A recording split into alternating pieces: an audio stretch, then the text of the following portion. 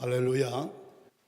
우리 베들 찬양대 참 은혜로운 찬양 하나님이 기뻐 받으셨을 거예요. 우리 다 같이 박수로 격려하시고 하나님께 영광을. 할렐루야.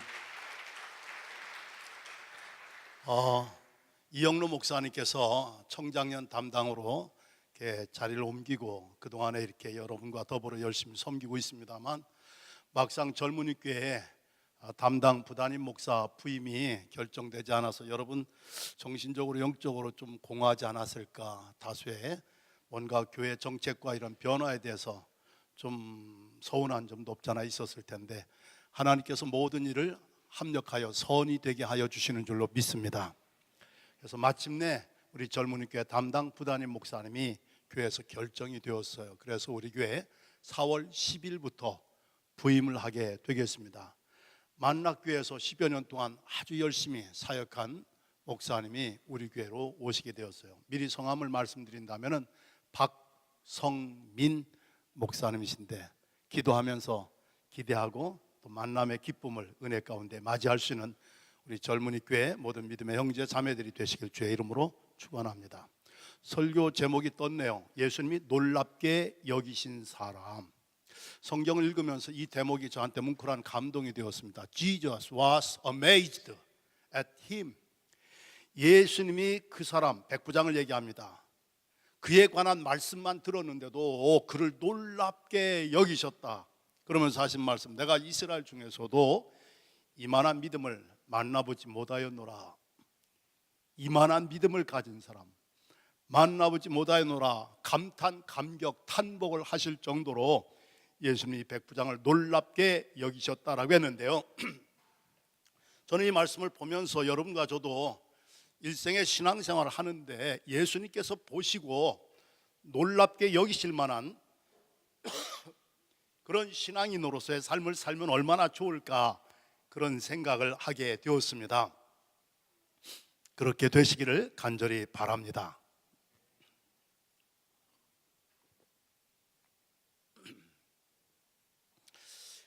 예수님이 그를 놀랍게 여기셨다겠는데, 그에게 몇 가지 예수님을 놀랍게 할 만한 모습이 있었는데, 그 중에 하나는 예수님이 보실 때 그에게는 남다른 사랑이 있었다라는 사실을 말해주고 있습니다.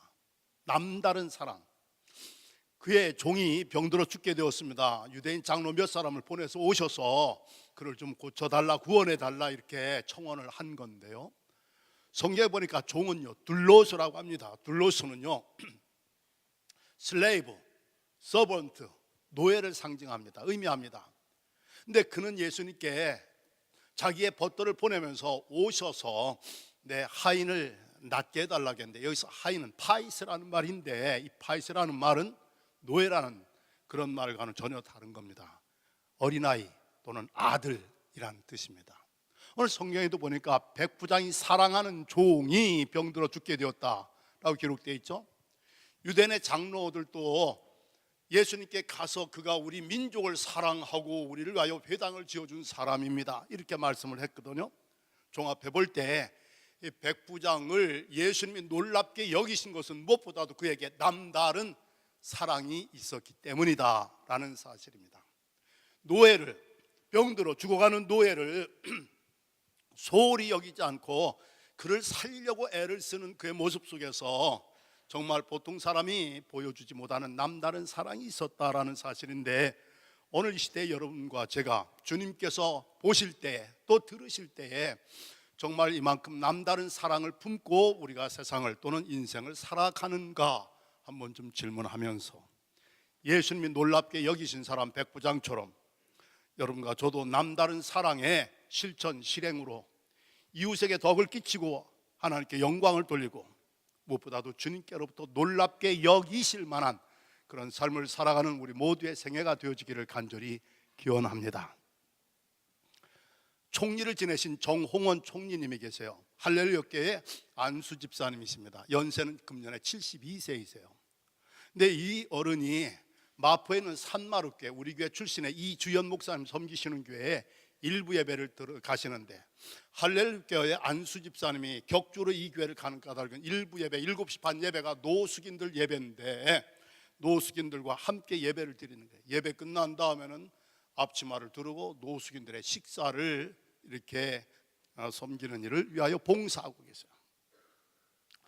총리까지 지내신 분이고 연세도 70이 넘으신 분이고 그리고 한교회 안수 집사님이시고, 근데 이 어른이 노숙자들을 찾아가서 그들과 함께 예배드리고 그들의 식사비를 내주고 음식을 서브하는 일까지 봉사를 하시는데, 정홍원 총리님의 이런 말씀을 제가 여러분과 함께 나누고자 합니다. 오늘 이 사회가 얼음장 같지 않습니까? 뭔가 따스한 온기를 좀 전해야 될 텐데 우리가 주님의 사랑을 좀 전해서 이 얼음장같이 냉랭한 이 사회를 좀 따뜻하게 해야 되지 않겠는가? 이것이 내가 그들과 함께 예배드리며 섬기는 이유이다. 다른 것은 없습니다. 저를 볼 때 노숙인들이 무척 행복해합니다. 그리고 행복해하는 그들의 모습을 볼 때 나도 참 보람이 있습니다.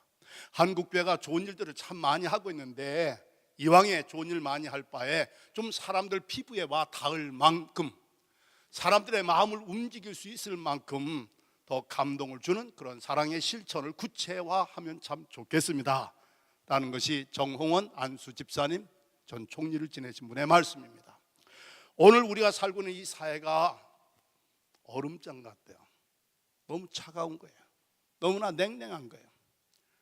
이런 얼음장 같은 사회에 우리가 사랑의 실천을 통하여 좀 누군가에게 온기를 전해주는, 그래서 이 사회를 좀 따뜻하게 만드는 일에 우리들이 쓰임 받아야 되지 않겠느냐라는 말씀입니다. 종 둘로스 노예였습니다. 내 오셔서 내 노예를 고쳐 살려주세요, 구해주세요 하지 않고 오셔서 파이스, 내 아이를 낫게 해주세요. 이 불쌍한 어린 아이를 낫게 해주세요. 믿음의 형제 자매 여러분, 주님이 놀랍게 여기신 사람, 그에게는 남다른 사랑이 있었다는 거. 두 번째, 남다른 겸손이 있었어요. 유대인의 장로들이 예수님께 가서 이 일을 행하신 것이 이 사람에게는 합당하니이다 라고 얘기했어요.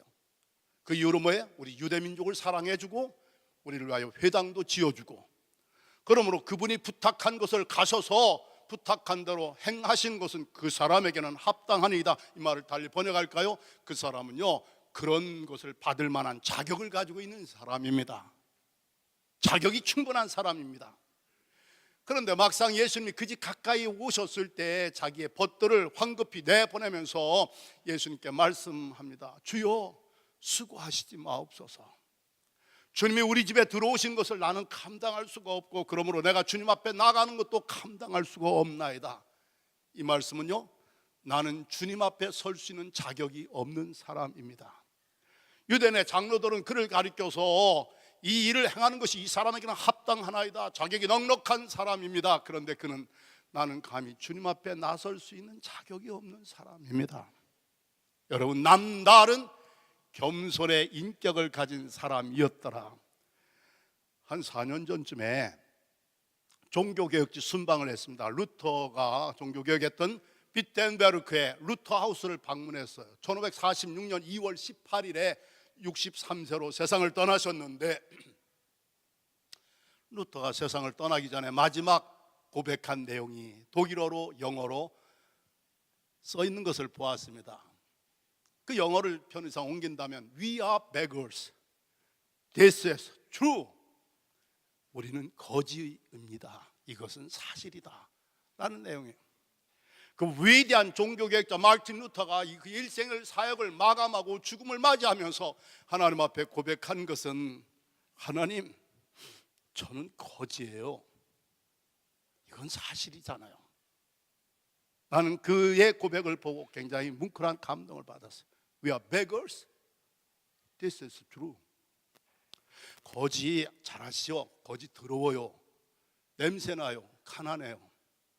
하나님 보실 때 우리가 아무리 향수 뿌리고 예쁜 옷을 입어도 We are beggars, 더러운 죄인들이에요. 지저분한 인생을 산 죄인들이에요. 거지는 빌어먹고 사는 거예요. 하나님의 은혜를 거지처럼 간구하며 그 은혜를 힘입어 살아가는 거 있죠. 그 은혜에 대해서 거지는 감사하고 기뻐하지 않아요. 아멘. 적어도 거지 빌어먹는 주제에 잘났다고 폼잡고 교만 떨리가 만무하다라는 얘기입니다. 마르틴 루터가 죽음을 맞이하면서 We are beggars, this is true 라고 고백했던 것처럼, 달리 변할까요? 남다른 겸손을 보여주었던 것처럼, 주여, 주님이 우리 집에 들어오는 걸 난 감당할 수가 없어요. 내가 주님 앞에 나가는 것도 감당할 수가 없어요. 그냥 말씀만 해주세요. 여러분, 예수님을 그토록 감동시킨 사람, 내 이스라엘 중에서도 이만한 믿음을 가진 사람 만나보지 못하였노라. 그를 놀랍게 여기셨더라. 여러분과 저의 인격이 주님 앞에 남다른 겸손을 가져야 주님이 참 기뻐하시고 겸손한 자에게 주시는 은혜를 더욱 풍성히 받게 될 줄로 믿습니다. 예수님이 그를 놀랍게 여기셨다고 했어요.